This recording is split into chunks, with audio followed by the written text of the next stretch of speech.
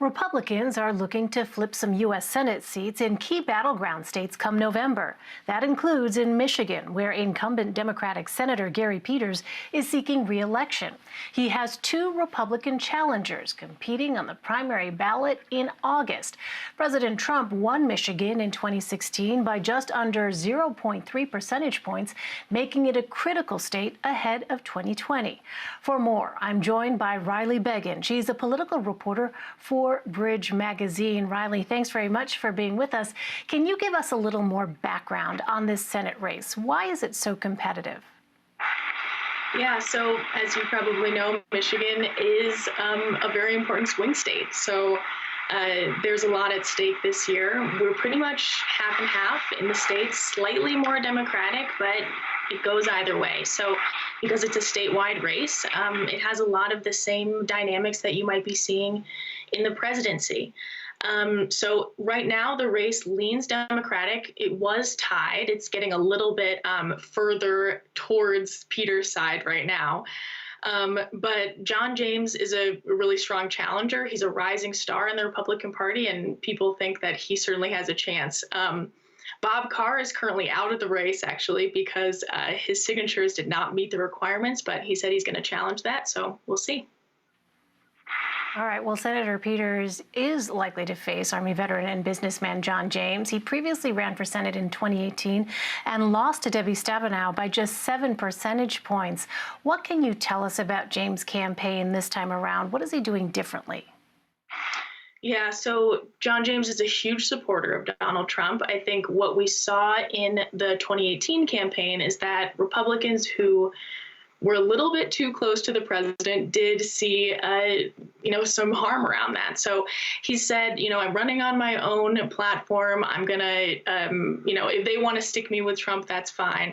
But I am my own conservative. So I think that we'll see how he kind of tries to play that as we go forward.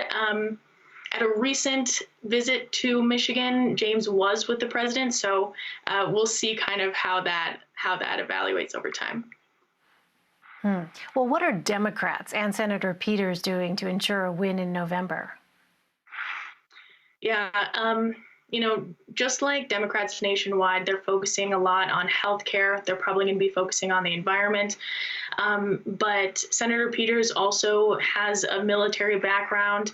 There are a lot of things about his candidacy that does fit with sort of the moderate element of the Democratic Party in Michigan that oftentimes does win big seats, as you saw won the governor's seat in 2018.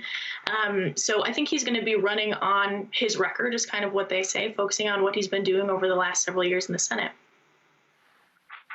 Well, many Republicans are touting the fact that John James outraised Senator Peters in the first quarter of 2020. How is the money factor affecting this race, and could it be enough to flip the seat in November? Yeah, I mean, it certainly could make a difference. He has been outraising him for 3 quarters now, which is a pretty big deal.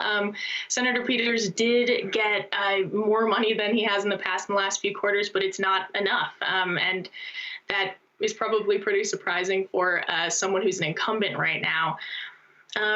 Coronavirus does change the game because they're not out in the field in the way that they would be. So I think the money could make a really big difference when you're talking about ad buys, and spending could make a huge difference. Well, President Trump narrowly won Michigan in 2016, but according to a recent Fox News poll, Joe Biden leads the president 49 to 41% among registered Michigan voters. If Joe Biden continues to lead there all the way up until November, how could that impact Democrats' chances of holding on to that Senate seat in Michigan? Yeah, I think Democrats do have the edge here in that. President Trump is not very popular among the statewide electorate. I guess at least he hasn't had the majority approval rating for quite some time. And there was a huge primary turnout in March for the Democrats. And obviously that's different because there aren't Republicans on that ballot running against the president.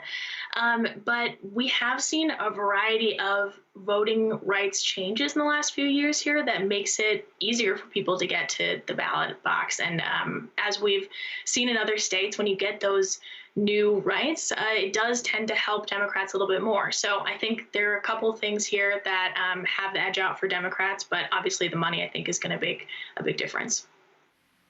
A lot of factors here at play. Riley Beggin for us. Riley, thank you very much for your time. Of course. Thanks for having me.